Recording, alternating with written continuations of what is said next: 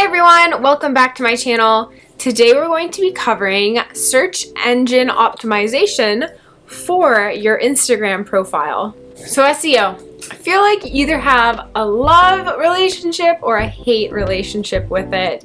But unfortunately, it's following us from our websites to our Instagram profiles. It's not really a big surprise that we are eventually now having to SEO, search engine optimize our Instagram profiles as well. It just helps potential clients find your page easier. And let me tell you, it is very easy to SEO your Instagram profile. Make sure you hit the subscribe button as well as the bell notification so that you're notified whenever I release a new video every week. Now, with 1 billion people using Instagram every single month and 500 million people using the Instagram stories feature every single day, it is seriously a force, not really a force, a channel that we should not be ignoring.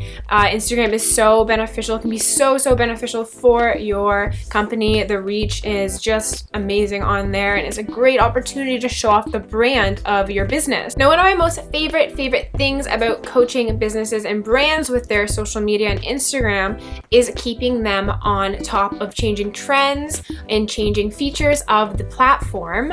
And this certainly includes these SEO tricks that I'm going to cover today. Now, the first strategy I'm going to cover is changing the link in your bio often. So the link in your bio, you can find it right on your profile. It's the clickable link, that holy grail clickable link that is so amazing, right in the middle of your profile. So you want to change this often because when you think about it, it's your call to action. So when you're asking people in your your Instagram posts to say, vote for us at the link in bio, or leave your email at the link in bio, kind of things like that, or visit our website by clicking the link in bio. With different posts, that link is most likely going to change. So that's why it's always a good idea to make sure that your link in your bio is up to date with your most recent post. That being said, there are platforms you can use to ensure you include more than one link. So it would just be one link in your bio, but when users click on that link, it will open up to multiple links that they can choose from. So for example, you have two posts. One says to submit your email at the link in bio, and the other says to visit our website at the link in bio.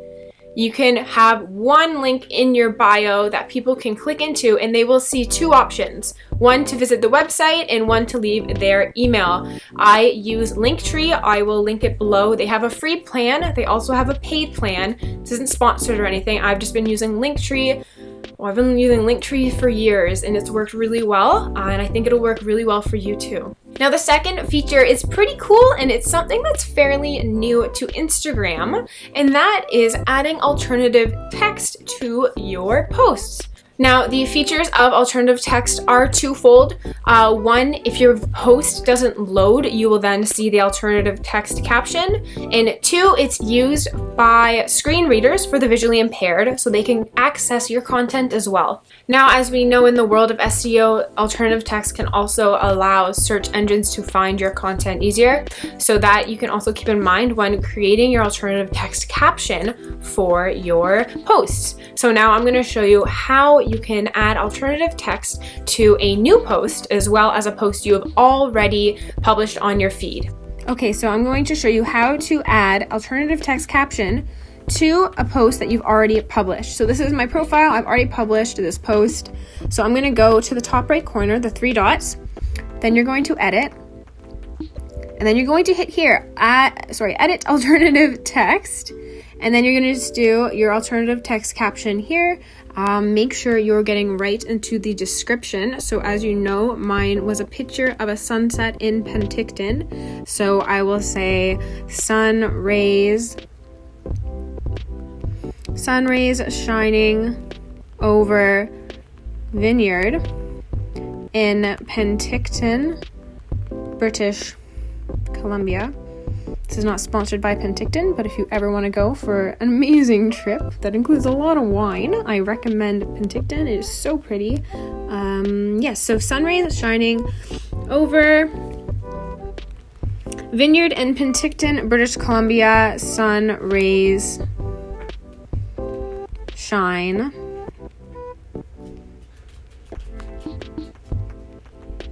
Pink and purple.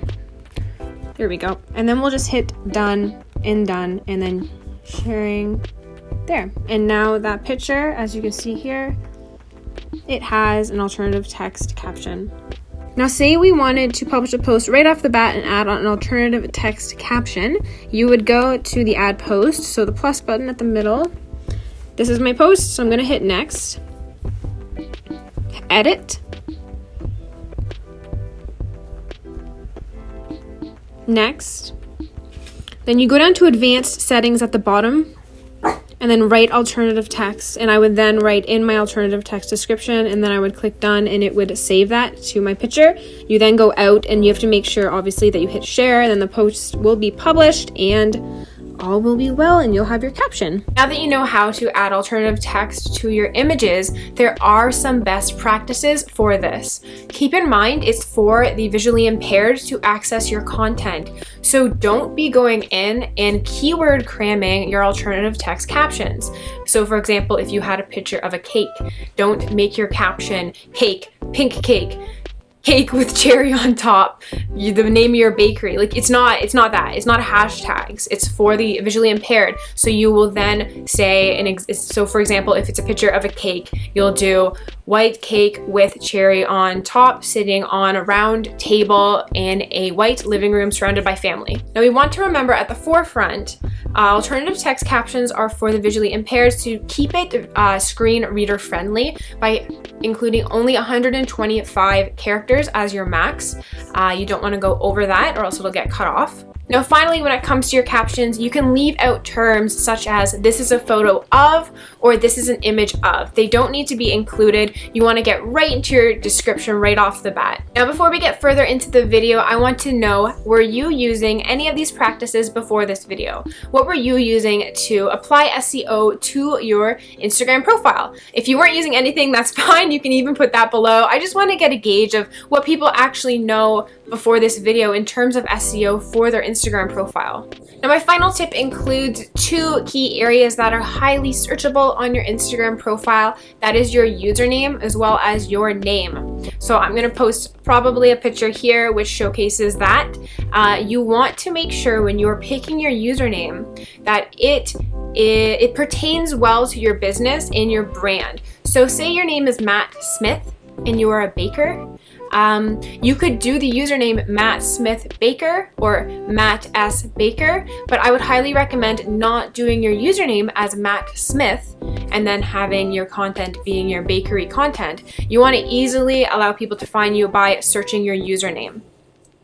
Now my second area to focus in on is the name section on your page as well. That is searchable too, so make sure that you are doing something that's easy to find, that cuts to the chase, that's not very long or it's not confusing. You don't want to confuse people. You want really basic terms in these 2 areas. There you have it. That is how I would recommend you apply SEO practices to your Instagram profile. Now if you are looking to learn more about Instagram and bad Instagram etiquette and good Instagram etiquette, I recommend you check out this video here where I cover all the bad Instagram advice I see working in the industry pretty much every day. You'll probably get a ton of good value from that video. I hope you found value in this video. Don't hesitate to share it with any other business owners who are new to the world of Instagram. Again, thank you all for tuning in, and I'll see you all in my next video.